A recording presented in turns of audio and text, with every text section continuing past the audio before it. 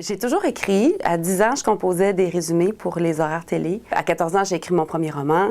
Je ne l'ai jamais terminé parce que j'avais aucune technique, mais j'avais des choses à dire. Alors, j'ai fait le tome 1, qui est le roman qui a eu le prix Robert Clich en 2002.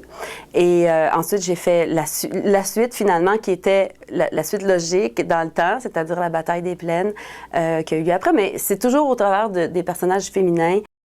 Je pense qu'il y a autant d'écrivains qui va avoir de rituels d'écriture. Moi, je fais beaucoup de recherches, alors nécessairement, je vais faire la recherche sur le sujet souvent avant de créer le personnage pour décider quel genre de personnage je vais placer dans cet environnement-là.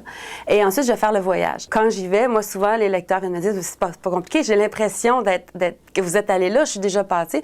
Entre autres, avec l'Alaska, c'est intéressant, les gens qui ont fait la croisière en Alaska me parlent de Skagway, ils n'en reviennent pas parce que c'est exactement comme dans votre livre. Je dis oui, mais je suis allée 2 fois à Skagway.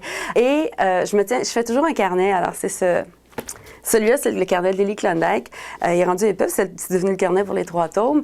Mais avec ça, je mets des notes, évidemment, sur le personnage comme ça vient, mais aussi sur la recherche au niveau historique.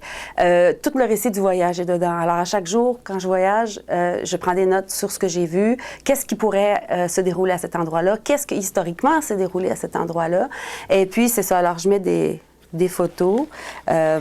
Et j'achète des cartes postales, évidemment. Les cartes postales qui sont le plus parlant, je trouve, de ça.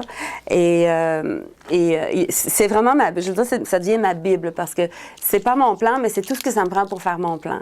Alors, quand je reviens de voyage, avec ce carnet-là pas mal terminé, là, je peux m'installer pour faire mon plan, qui est souvent très épais. Je vais faire des plans de 50, 60, 70 pages souvent. Et quand le plan est fini, c'est comme si j'avais vraiment déjà...